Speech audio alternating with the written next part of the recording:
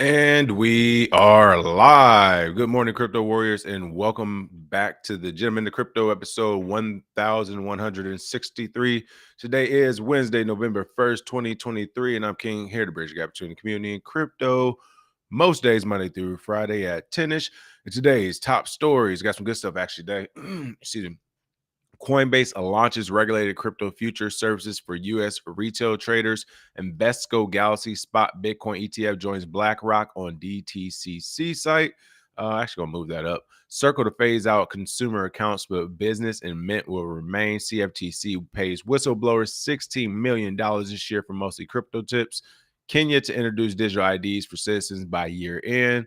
And last but not least, LastPass hack victims lose $4.4 million in a single day. But first and foremost, of course, let's go ahead and take a quick look at these prices. Go ahead and pull up this coin market cap.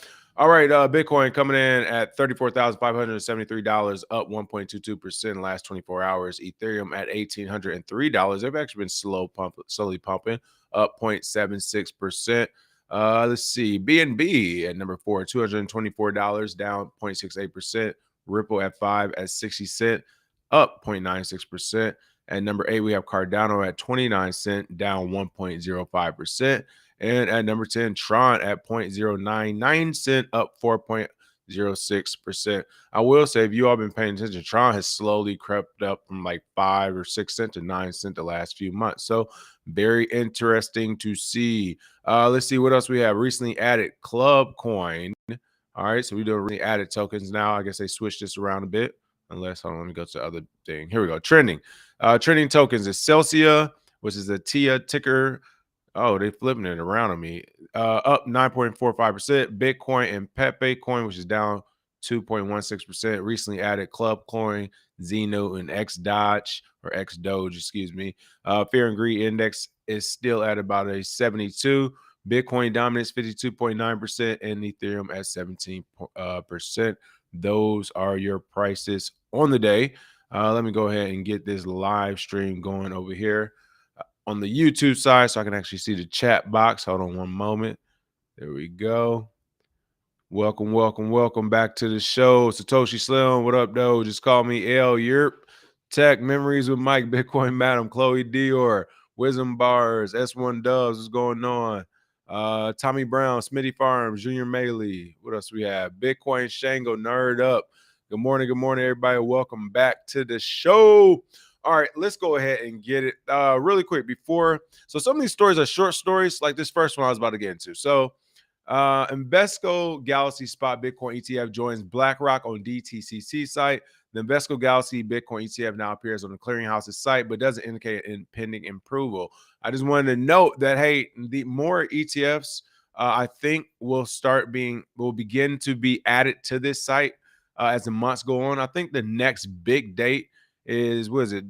I think it's in February. It might be one in November, and then the next big one's in February. I think they say every 3 months. So November, December, January, February. Yeah. So it's probably going to be a decision for this month for some ETFs, and then the next big batch will be in February. But regardless whether they get cleared or passed now or in February, I think we'll start to see a possible buyer's fatigue. Or maybe the news hasn't passed yet, or maybe Invesco isn't a big enough fish to move the needle. But regardless, it isn't that big of news, even though it's still another Bitcoin ETF that was added to the same site. So that does look like a positive indication for at least the conversation, I would say, is happening in the background. It's not hidden like it used to be. You remember this whole Bitcoin ETF conversation used to be like a dirty phrase to say, to speak out. So now at least we know it's happening publicly. But again, let's go into the ticker for Invesco and Galaxy Spot Bitcoin Exchange Traded Fund ETF. BTCO has appeared on the Depository Trust and Clearing Corporation's DTCC website, marking a step forward in the application process for the two asset managers. You can see here Invesco Galaxy. You can see Vanguard here as well, BlackRock, Valkyr. The ETF has been added to the list sometime in the last 6 days, with the web archiver Wayback Machine showing no listing under the ticker was present on October 25th. So again, within the last week, a ticker added to the list of ETF products on the DTCC is not a guarantee of future approval for the product. On the flip side, too, which would actually be crazy, um, is if you remember, well, not even remember, it's still kind of happening on a lot of exchanges. But to get listed on exchanges, it costs projects money. At one point, I know for sure it's like $1 million to get your token listed at the peak of the bull run in 2017. So, what if DTCC and some of these other competitors are doing something similar, where now they're just like, yeah, we can list you on the site and make you look good, stock price, blah blah blah, and in reality, in the back, in the back end, BlackRock and all these other companies are just paying DTCC, $250,000, $500,000 just to be listed. So something to think about. But regardless, again, I think the whole Bitcoin ETF fatigue is starting to set in until at least one actually gets approved in the short term, for sure, for sure. But we'll see. What else we have going on? Coinbase is in the news. They saw the futures play. They love that derivatives. They have learned the game of Wall Street, and they're going back toward the traditional side, or I would say going toward the traditional side even further. Coinbase launches regulated crypto future services for U.S. retail traders. Coinbase advanced customers in the U.S. can trade nano-sized futures contracts sized at 1/100th of a Bitcoin and one-tenth of an Ether. I can't say without laughing because I told you this was going to happen. The derivatives on derivatives of Bitcoin is beginning. People, like, again, this is a good thing, but it could be a bad thing at the same time. We do not know if these type of buys, I mean, we've seen the futures market already has tamed Bitcoin. Like, it literally has. When by taming Bitcoin, it took the capital out of it. Everyone who was interested in Bitcoin, crypto, whatever, they were sold on the futures contract and it worked. There's nothing wrong with that, right? Whatever. If you like the fiat game, the traditional side of the house. But Coinbase is going toward that. This could actually get like slippery slope for Coinbase if the capital they bring in for those contracts, or if the capital or the Bitcoin they bring in from customer funds, if they somehow get intermingled, like we just saw what happened with FTX and Alameda. If we see something like that happen with Coinbase and their futures and different possibilities, which I don't think will happen because at this point, they're really working with regulators and compliance and all that good stuff. But if we were to see something like that, that would be like that would destroy them. They already owe Reggie too, so they don't need to be owing anyone else. But seriously, the fact that again they're going to be trading nano-sized future contracts of Bitcoin. I'm interested to know the prices of some of these contracts. Again, I haven't seen this article yet. I just saw the headline. So let's go ahead and read more. Hopefully, they tell us what the actual contract price may start off as. It's going to be with the rest of the futures market, but we'll see. Coinbase Advanced allows retail traders in the U.S. access to regulated crypto futures contracts 4 months after Coinbase Financial Markets (CFM) secured approval to operate a futures commission merchant entity. On August 17, CFM secured regulatory approval from the National Futures Association (NFA). I oftentimes speak of them jockeying for position as well. As I sip my agua, my water. Commodity Futures Trading Commission designated self-regulatory organization to operate in FCM and offer crypto futures services to eligible U.S. traders. Let's see. What else we have here? Oh, here we go. Okay. I just wasn't sure they was actually going to put the price. These contracts offer lower upfront capital requirements and can be an affordable investment option for a broader range of retail customers. Again, this is who they're aiming at, retail customers. It's almost like the Wolf of Wall Street. You have to remember his target audience, Jordan Belfort, during that movie was the retail market initially. When he was selling penny stocks and everything, they're like, well, why don't the whales buy the penny stocks or whatever? He's like, because they're too fucking smart to do it. Or he's like, they're not stupid enough to buy them or whatever, or waste their money or whatever. So to me, this is the same thing. They are literally about to pump up, and I guess push off this Bitcoin ETF derivatives on derivatives thing, including the futures derivatives. And a lot of that money that was supposed to go to Bitcoin will go straight to those derivative markets, which is actually a plus for the government because for them, they get to actually just use old laws and legislation. They don't have to reinvent the wheel. And everything, of course, is in cash. But for these companies, now they're saying we don't have the race to go get Bitcoin. We're playing ball with the government and the bigger banks, and they can shift the narrative to, hey, yeah, Bitcoin and some crypto products aren't wrong if you know which ones to pick. There's over 30,000. If you don't know, go to your local bank and grab a Bitcoin ETF or a crypto ETF, whatever. Like, I can see these things happening. So the derivatives game is about to take off. Again, it'll be interesting to see how much of that capital goes to actual Bitcoin and other cryptocurrencies, and how much of it would just go to these derivatives and sink the price. So we shall see. But again, it's interesting that they're doing these lower upfront capital requirements for retail customers. They care so much about them. They want them to buy a derivative of Bitcoin in the future, or eventually probably Bitcoin ETF as well. But the Nano Ether contract allows participants to manage risk, trade on margin, or speculate on the price of Ether. The Nano Bitcoin contract allows users to bet on the future price of Bitcoin. This is actually genius from Coinbase point of view, from a business point of view. I mean, you literally get to have a company that is accepting, all different types of crypto, Bitcoin, whatever, right? And you're launching futures. So essentially you're saying we're backing these futures with our Bitcoin and Ether and other products, other cryptocurrencies, and they don't even have to be yours at the time, right? Like, they're betting and speculating on the price with cash on the front end, essentially, unless I guess you'll be able to do these contracts with Bitcoin and Ether.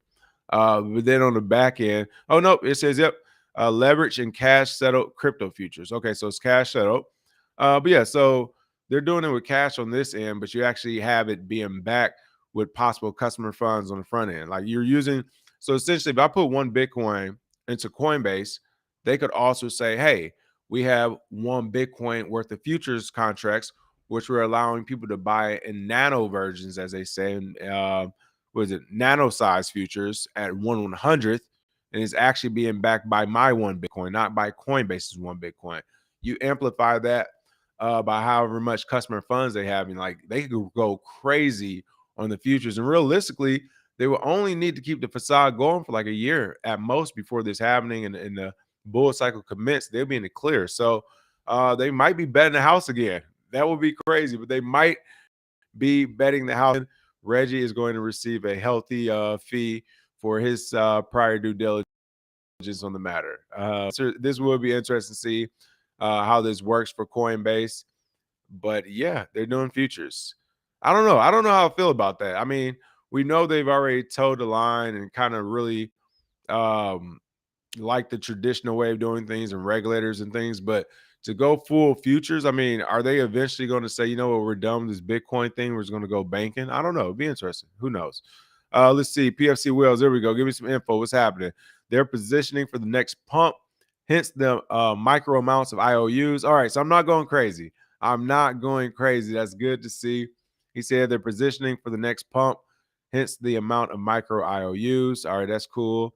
I'm trying to take off this Halloween spooky thing I had on there the other day. I don't know how to do this. Hope everyone had a happy Halloween as well. It fell on it was yesterday, Tuesday, so I don't know how many people actually went out and did anything, but there we go. All right, let me get back to this chat. And then look at what Circle is doing. Okay, so did I have this? Okay, I had that article next. We're going to talk about that. PFC Wells, you're about to hit the nail on the head. He said, and then look at what Circle is doing to his non-commercial users by the end of the month. I was going to bring that up as well. Rehypothecation is what's going on. Financing the market. Okay. Financing the market comes to mind. Rehypothecation. S1 Dub says it's going to be a bad thing. Eventually, they will start to have fractional reserves like banks, which will make it easier to manipulate the Bitcoin USD price. So that's my thinking too. S1 Dubs, shout out to Toronto. That's my thinking too. Is like, we keep thinking it's going to go crazy. We might low key only have a moment or a couple moments for it to go crazy here in the next few years before they put clamps on it through the means of derivatives. So the value of it still, everything's there, but the narrative they're going to put out there with the money they're going to be making from the futures and stuff, it's going to be crazy. And I mean, I don't know. It's going to get interesting. Like I said, this war is still on, or these battles are still happening. Memories of Mike said, I took my kid trick-or-treating, but it was like 20 degrees out here. Woo. Oh no, can't do that. Cannot do that. I went to like a little pumpkin patch. They had goats and stuff. It was pretty interesting. Let's see. Let people gamble, King. Gambling can be fun. That's why, hey, you can do what you want to do. For sure, that's true. But let's talk about Circle real quick. Same thing with Circle as an earlier article. This is really just a headline I wanted to talk about, but for various reasons. Circle to phase out consumer accounts, but business and Mint will remain. Stablecoin issuer Circle sent emails to customers stating that individual consumer accounts would be phased out. All right. Why is this important? I think this could be used almost as one of those indicators and trends we look at in the crypto space, especially fundamentally. One thing I've noticed is that, but it is interesting their time. But and PFC Wells, I know you'll have some comments on this too, since you just spoke of it. But from my point of view, I remember seeing BitPay phase out consumer accounts as well, the retail market for the most part. I can't remember the exact year, so I don't want to go to the year. It might have been 17 or 18. They phased out, retail accounts, consumer accounts, only for big businesses. You had to be making a certain amount of money a year, type of deal, like a chunk of money too, like let's say a quarter million at minimum, for example. I think it was probably higher than that though. But BitPay went that direction. I saw, what bank was that bank in San Diego that I love that was doing great crypto business? I think went out of business as of recent because their FTX debacle as well. Somebody help me in the comments. I see their name in my head. I just can't say it right now. Silvergate, there it is. I came, boom. So Silvergate Bank did it as well, where they were offering retail and consumer accounts. They took that away. And BitPay, for example, they actually re-offered the retail accounts and then took them away again. And I'm not sure if they're still offering them or not. I think they actually may be offering them again still.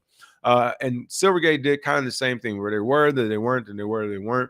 But my point behind that is, it oftentimes happens when there's market shifts, or there's market shifts that follow these times. So my thing is, what are they seeing? What do they know? What regulations coming down the pipe to where they're saying, all right, no more retail, no more consumer accounts? Or is it none of that retail, or none of that regulation that might be coming? Is it them seeing, their analysts seeing the market is really about to pump and they want to cut off any type of capital that may be owed to new customers? So they're like, hey, we'll keep the ones we have and we'll actually phase them out if we can. But for new people, we want no more. We already have enough Bitcoin. We have enough crypto. We're ready to go into the next cycle. Whatever it is, it needs to be looked at with a closer eye. I need to look at it with a closer eye as well. But it's something to be said when these things happen. So Circle's doing it as well. And again, I know I'm not going crazy because PFC Wells mentioned that as well. And I'm like, yeah, this is kind of crazy to see, right? It's pretty interesting to see them say, we don't want any more consumer accounts there. But I'll scroll through the article really quick to see if there's any type of significant mention as to why. Jake said when prices go up, it's going to attract the right kind of buyer that really knows what it means to hold. Michael Saylor types. Let's see. Okay. Oh, that's the point he made on Weekend Crypto. PFC Wells Trek did. He said, take into account what what's back is doing by integrating Chainlink's proof of reserve algo. There's definitely some stuff coming down the pike. And forget about capital flight control at the retail level for sure. They're definitely not letting that money go away at the retail level. So, yeah, it said the business and institutional mint accounts will remain available. If you got some paper, you can stay. All this nickel and diamond. Hey, one last thing what it could be, realistically, I'm not gonna say that that is cracking down and all that. It could, and there's someone here said KYC mules. It could honestly be that they don't want the headache. Like, dealing with a lot of customer funds, especially at the retail level. You have to remember, it might be, and I mean, everybody's value and capital is important to them for sure. But the Circle is like, hey, you only have so much time in a day. And on one line, you have, for example, JP Morgan Chase, because they are connected to JP Morgan Chase, right? I'll have JP Morgan Chase. This contract with them and this crypto thing we're doing is worth $4 billion. And they, on a scale from 1 to 10, they only bother me a 4, right? They only need me on a 4 level. And then I have this retail account of $200 or $130, $90. And as far as effort I need to put in, how much they need me, and everything that goes with it, it's a 10 or 11 on a scale of 10, right? For 200. So that does make sense for them to see that. Look how many analysts they have, look how many people they actually work, and so on and so forth. Do the numbers and say, why don't we just focus all our efforts on our business accounts, on our institutional accounts, or as they call it, their min accounts. So that could be why. Um, and if that is why, that says something else about the market. The education is still low. People still don't know exactly what they're doing to the point the companies like Circle don't want to accept the retail customers, and B, companies like Circle don't have the staff to even support the retail customers who may need further education. So that does say something about the market as well. We're still super early when you have companies like Circle backed by the JP Morgans and the Goldman Sachs of the world, when they're still struggling or not finding the use in the human capital from a retail account. That says a lot. So we'll see what happens with it, though. Let's see if they flip flop here in, say, 6 to 8 months, though. Let's see. Yeah, Coupe de Ville. What's going on? Coupe de Ville said this move is not cool for the sole proprietors that chose to use Circle as their stable coin of choice. Man, that's like, and that's again when it comes to things where you're talking stable coins and holding in Bitcoin. Like the stable coin game is still like, you know, they've proliferated. There's more of them, so we're more comfortable with it. We monitor it. You know, some are very transparent, but at the end of the day, they're still like they're not really supposed to be there. They're still that outlier. So when you talk about like Bitcoin's Pierce form, it's like, well, why are you using a stable coin? So realistically, it will always have challenges because to me, stable coins are the same as exchanges. It's like no matter how much you try to make it fit, whether it's going to be regulated or a DeFi one is perfect here. Like no matter how much you try to make it fit, it wasn't meant to be there to begin with. So I don't know. I think there will always be small problems to go with it, but I definitely get what you're saying. For the sole proprietors, that sucked for them. Let's see. He said, "Man, folks are buying these gold bars at Walmart. The original stablecoin, the real stablecoin. That's hilarious." All right. Last couple of things. Woo! We talked about this. Listen, I said this will come. I said I can see it happening. Kenya to introduce digital IDs for citizens by year end. This stuff is happening faster than what I anticipated at times. But just because they're introducing it doesn't mean they're going to adopt it. So we know how that goes. The Kenyan government plans to roll out its digital identification system in December 2023 after the testing period, which will take a couple of months. They was like, boom, right there. We ain't gonna give you time to plan. Think about it. It is here. The Kenyan government plans to roll out its digital ID system again in December 2023 after the testing period, which will take a couple of months, according to the president of Kenya, William Ruto, whose speech at the East African Device Assembly Kenya plant in Athi River was cited by local media on October 30th. The digital ID, which has been a major problem to us for a very long time, is now on testing mode for the next 2 months. I've been assured by all stakeholders and the ministry is concerned that by December, we'll be able to launch digital IDs. Wow. Along with Nation Namba, a system of lifelong personal identification numbers assigned to Kenyan citizens upon registration, the joint ID system will help the country digitize its registries and provide citizens with swifter access to state educational and medical resources.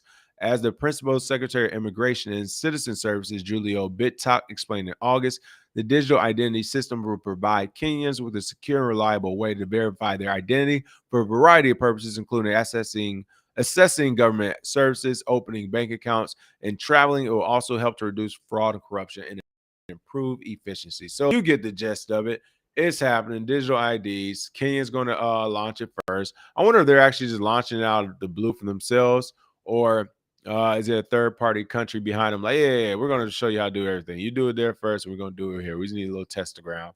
But regardless, it is happening. Digital IDs. Like I said, you have my thoughts on it already. I think long term, it is the way of the future. I think even fighting it is low-key futile unless you really want to fight it. And even then, I don't know. But if used the right way, it could be good, of course. If used the wrong way, it could be terrible, of course.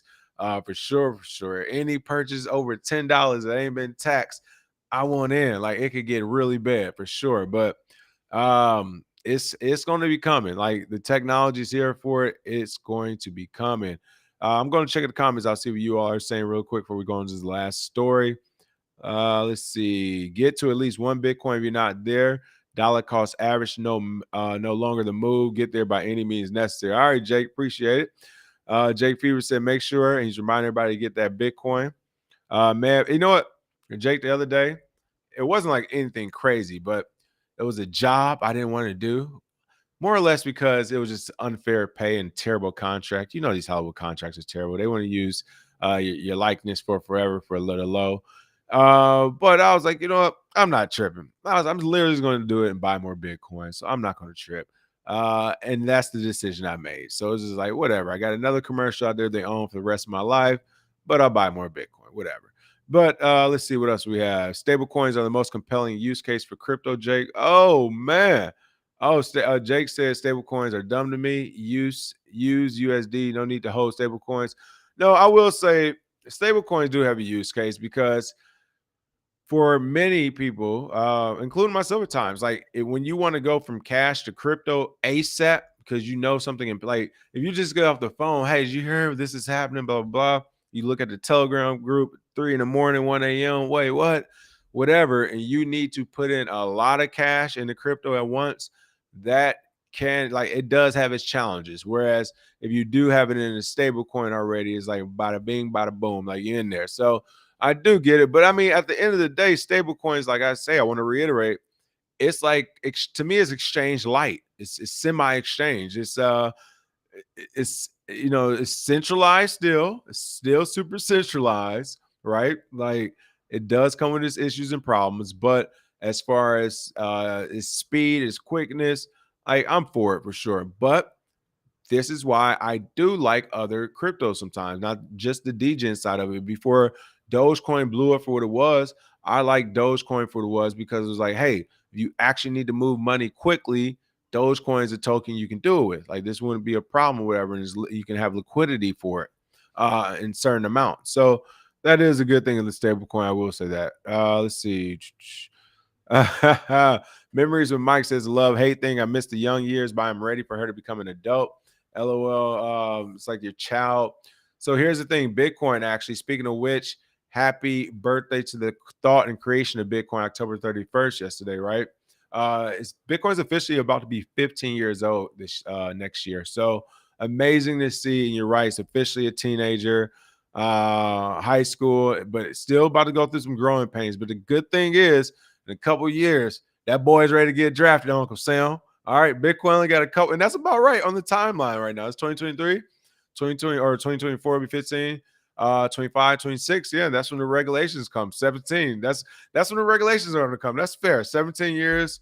Hey, it's time for Uncle Sam to holler at you about some stuff. So it is what it is. Bitcoin's having a good run, but maybe that will be the cutoff for the folks who were in there before the masses. We'll see. Let's see. They're right behind the California DMV putting licenses on the blockchain. Listen, I can see that. And again, this is the good bad thing of it. The bad thing is, yes, they could go high and right and go crazy with it, and it would be super unfair. But if the government is of the people and they're doing the right thing, this isn't. Wouldn't you like to know who has your catalytic converter?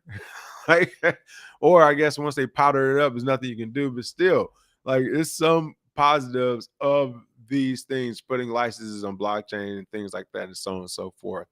Let's see, or at least for the government side of the house for sure. Let's see.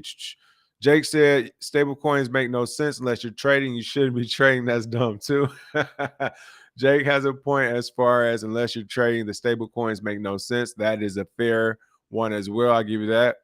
Let's see. I can't tell if y'all serious, y'all just joking. Y'all, neither one of y'all are new here, man. I gotta stop it. Let's see. William Ruto was on my flight when I flew to Kenya. Guy made me wait on the plane for like an hour after landing for his red carpets and memories of Mike. Listen, I can't get mad at the guy. All right. I've had my moments, and shout out to Hong Kong United in Hong Kong. Okay. Shout out to them. They have waited for me before.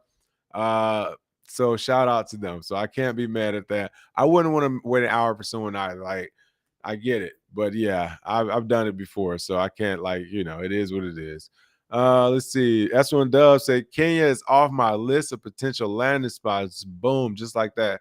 Didn't Prince King Charles's visit Prince King? Is that real? Prince King Charles. Do we not drop the Prince? I don't know though. Just visit Kenya, says Chloe. I am not sure, but I gotta check that out for sure.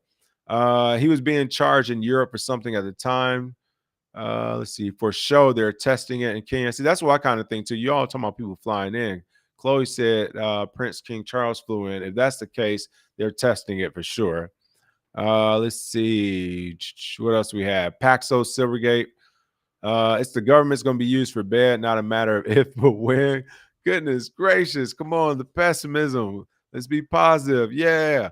Go government. You do the right thing. No, I'm just playing. Sadly, I lost all my progress and had to pull all I made. So now I'm starting over again. Hey, it happens. It happens, folks. No problem. You have emergencies. That's what it's there for as well. Let's see. I was paid in stable coins for a while. It was better than getting paid in was it FTM? Was that Phantom or something else? But I will say, yeah, I've gotten paid in stable coins. Like I like it because I can just buy whatever token of choice. Usually it's Bitcoin, but if it is again something where I'm like, I know something crazy is about to happen, I'll just use a stable coin that I got paid in to buy like the XYZ token, the DGen token of the month, right? All right. Last but not least, this was unfortunate to see. Now, interesting story. I haven't seen a thorough amount of press on it, so I'm still waiting. I'm not sure if it was LastPass exactly that was hacked or just some of the people on it. Regardless, there's a trend. Three is a trend, right? More than $35 million has been stolen in total, according to recent reports. That's LastPass hack victims who have just lost $4.4 million in a single day. Hackers siphoned that off from at least 25 LastPass users on October 25th, according to blockchain analyst Zach XBT. LastPass, of course, is a platform that stores and encrypts password information for users in its cloud-based storage system. Was breached in an attack last year that involved targeting an employee and stealing their credentials. So it looks like 80 wallets have been compromised in relation to the hack has been tracked down already. Funds have been stolen from all types of cryptocurrencies, and though.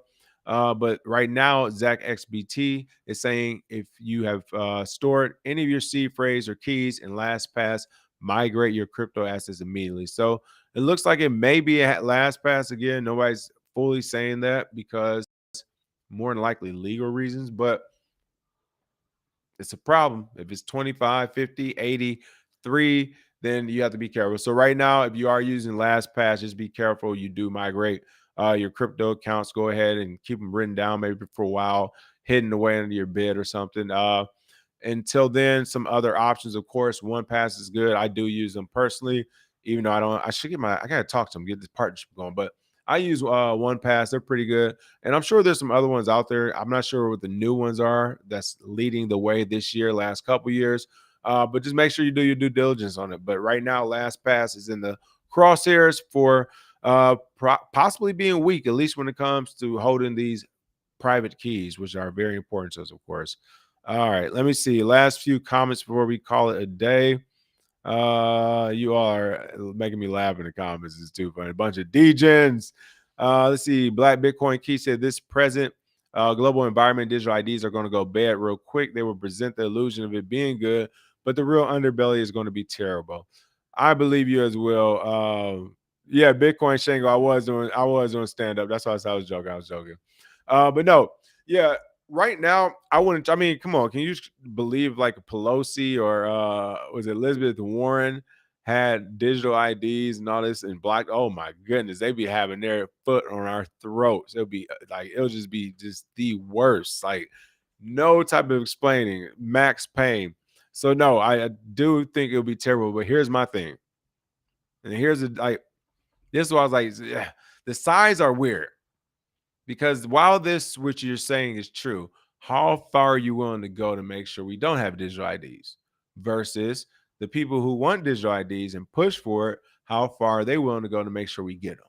All right. So it's one of those things, one side isn't about talking for sure. One side, to me, sometimes looks like they're talking a lot. It's like, how far are you willing to go to make sure we don't have digital IDs? So looking at that from my point of view, I'm like, we're gonna get digital IDs. It just is what it is. We're more likely to get digital IDs.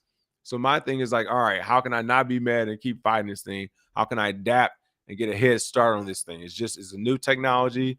It's a new train of thought, paradigm, whatever. Let's get ahead of it. Let's not get put in the middle or left in the mix. Let's make sure we're at the forefront. So we're taking advantage of it or whatever. So that's the way I think about it. I'm with you though. It's not like I want it. Like inherently, I want this. Oh my God, this track. Like I said, why do you want to know everybody's business on the planet? I wouldn't care, personally. But the technology's here. I see the benefits of what they're going to say, right? Like I said, I see the plus and minuses, especially financially for the government, how they're going to make money or track money, track capital. From there, track dissenting opinions and everything in between.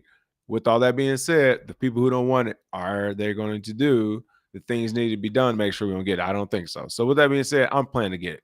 Okay, FTM, it was Phantom for sure. Yeah, I don't like getting paid in specific cryptos that much. I've done it a couple of times. Usually it's worked out well. I think maybe once or twice. It kind of only didn't work out well, because I just kept it in there. But normally I'm just like, let's keep it Bitcoin, Ethereum, stable coins, stuff like that. I don't want too many other cryptocurrencies unless I'm specifically already trading into it or something like that. Let's see. I will not be buying any Bitcoin in 2025. That will be right before crypto winter and the 85% crash. I kind of believe that too. The only thing is, I think we might push through 2025, I think, and get crashed in 2026. Only because 2025 may be so magnificent. But again, that's if all these ETFs don't launch, as well these different futures on exchanges, as well as the traditional market, to where the market is just getting diluted and diluted and diluted. And that price point we think we're going to reach, we just don't reach. So we'll see. Let's see what else we have. Okay, I think that's about it. Nobody knows when the super cycle will come. So 2025 at any price could be a good buy. But if you're buying based on price, yep, you should DCA. You guys are hilarious. I feel like every year LastPass gets hacked. This has to be like the fifth time. I'm counting 2 or 3 myself for sure. For sure, 2. For sure, this is at least the second. So I'm thinking 3 as well. Let's see. Okay. I'm trying to read back up because Chloe Dior just said King Charles expressed regret but offered no apology for colonial violence. Oh, that's why he went. Okay, I get you. I thought you were being funny at first, but okay, that's why he went over there. Okay, I got you. Yeah, he was like, my bad, y'all. But listen, while I'm here, I just want to talk to y'all present about these digital IDs, right? No, I get it. All right, other than that, that is the show for today. Hilarious, resourceful Lemon said, I'm about to live in the sewer like Demolition Man. What? You rather go in the sewers than listen, to get along, you got to get along. All right. Sometimes to fight things, you got to get along for a while. And once you're in there, it's like then you do things your way. But I don't know. I don't know. The sewers, I remember those sewers. They was eating rats down there like normal. Like rats was chicken down there. You remember that now. I remember that was my movie. Okay. I watched that movie many times growing up. They were eating rats like chicken down there. Okay. So you got to be ready for what comes with that sewer life. If you remember, they risked it all to steal Taco Bell. Didn't they steal some Taco Bell or something? They was risking it all for Taco Bell. You never get to drive. You don't get sunlight. It looked cold. No, man, don't live in the sewers. Listen, just figure out a way to blend in, and then, you figure out how to do it, okay? Other than that, that's the show for today. Smash that like and share. I'll see you all on Friday for FBF because this cycle of news has been incredibly slow. So I don't expect anything crazy to happen next 24. But hey, I've been proven